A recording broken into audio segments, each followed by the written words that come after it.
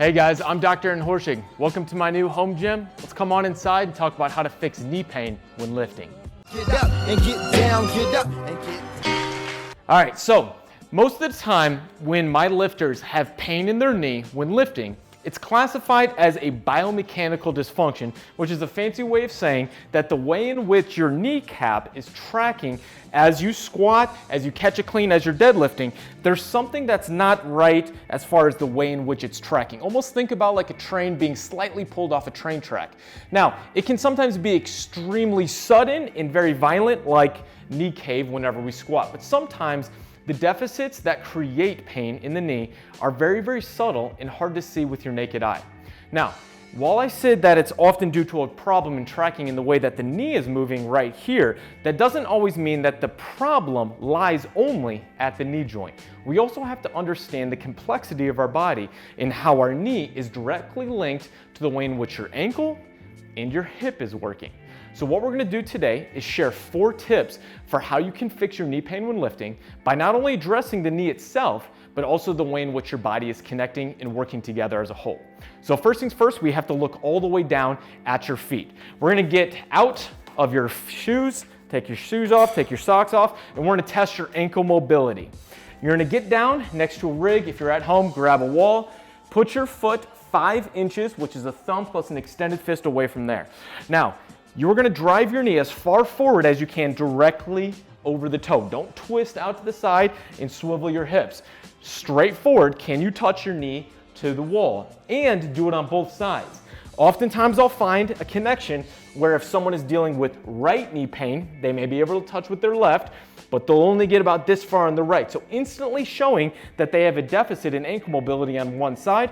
If that's you, you just uncovered a weak link that is a potential cause of your knee pain.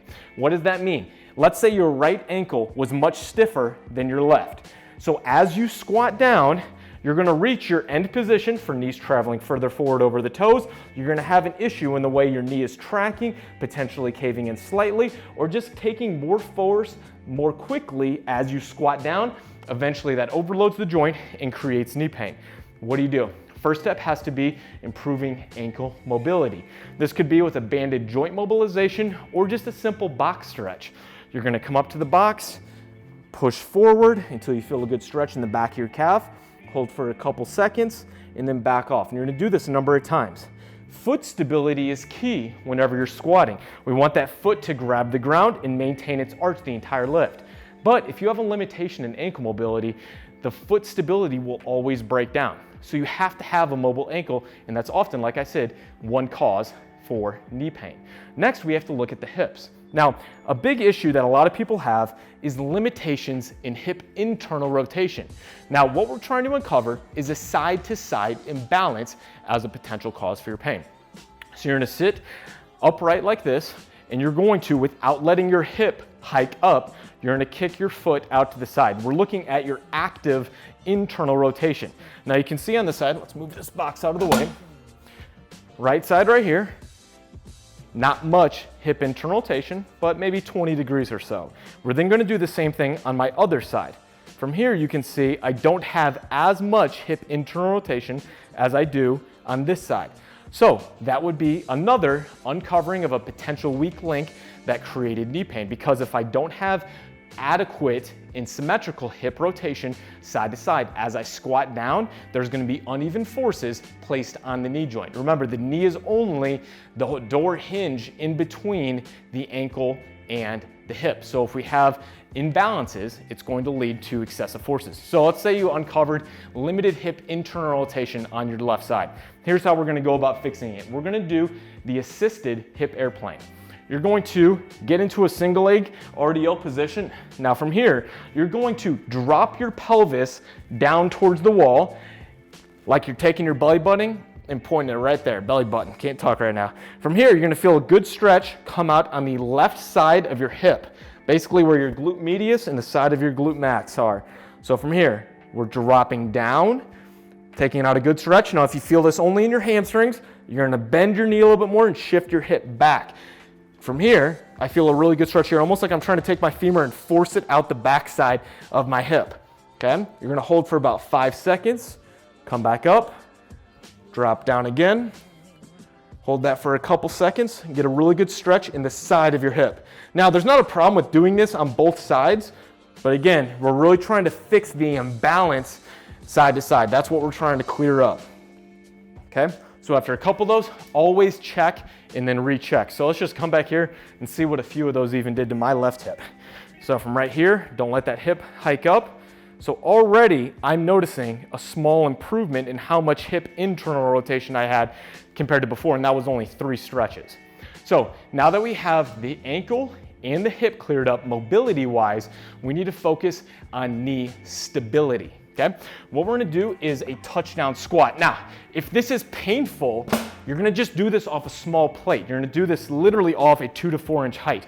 I've had many great, strong athletes who can squat a ton of weight have to go down to a 2 to 4 inch box to start off with this exercise because it was too painful to start early on. What you're gonna do is stand on one foot, grab the ground with your foot, big toe jammed down. Your body weight is equally spread over your entire foot. The hips go back, squat down, tap, and back up. Here's a quick test retest to know if this is right for your body. Oftentimes when people have pain in their knee due to what we would call this patellofemoral biomechanical dysfunction, which again is a fancy way of saying the way in which your body is stabilizing and tracking with your kneecap on the femur is just a little bit off. I'm gonna have you drive that knee forward at the very start. Drive it off and come in. Does that hurt? Yes or no? Most people are gonna say, yeah, that doesn't feel great. Now, hip hinge and keep your knee in line with your foot. As you go down, tap and back up. Does that feel better? So hinge, drop down, tap, back up. If that feels better and that decreases your pain, that's showing you that that exercise is correct for your body. Now again, that's a 12-inch height box. Some people, if this is pain that's been dealing with for a while, you don't need something that high. We're just gonna go on top of the Eleiko platform. You're gonna drive the hips back, tap down, and back up. Programming for this, early on, we need to do a ton of these. 2 to 3 sets of 20 reps. We need to rework your body's endurance and coordination, and that takes a lot of reps. Thinking about like trying to teach a baseball player a new way to swing, you're obviously not gonna get them to fix it in 1 or 2 swings. You need to do a lot of repetition. So the way in which we retrain your brain and your body to move differently, move in a more optimal manner, is going to require a lot of repetitions. So 2 to 3 sets of 20 with this is the first start. The last thing that you're gonna do, again, is check out that hip coordination, because not only ankle mobility, hip mobility, knee stability, but also glute activation is another thing that a lot of people will see issues side to side. That again is another weak link. So let's do the single leg bridge test. Legs like this, one leg bent. You're gonna raise up, hold it 5 to 10 seconds. What muscles are working hard side to side to keep your hips up? Quads, hamstring, butt, or back. Do it on both sides. Now what we're looking for again is an imbalanced side to side. A lot of times people who develop knee pain, let's say I have right-sided knee pain. When they do their left side, they will feel their glute, maybe a little bit of hamstring, but then when they do their right side, they'll say, I don't feel my glute as much.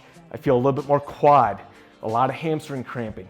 What that means is that we need to work on your coordination and control of your glutes. So what you're gonna do is double leg bridges, squeezing up, squeeze your glutes, drive your toes into the ground. You're gonna hold that for 10 full seconds and then back down. So again, drive those toes into the ground, up, squeeze for 10 full seconds and back down. Programming wise, 20 reps total. Those glutes will be on fire and then back up. So that is a simple formula for fixing knee pain with a lot of my weightlifters, powerlifters, and CrossFitters. It is often due to a biomechanical dysfunction, meaning the way in which you are controlling your knee, even subtle differences. Now again, this is pain that could be generally around the kneecap and even in the patellar tendon. Doesn't always mean it's tendinopathy. If you do think you are potentially dealing with patellar quad tendinopathy, check out my other YouTube video. I'll link it below in the show notes as far as how to deal and take the first steps to fixing patellar tendinopathy. Other than that, I hope you guys enjoyed today's YouTube video on knee pain.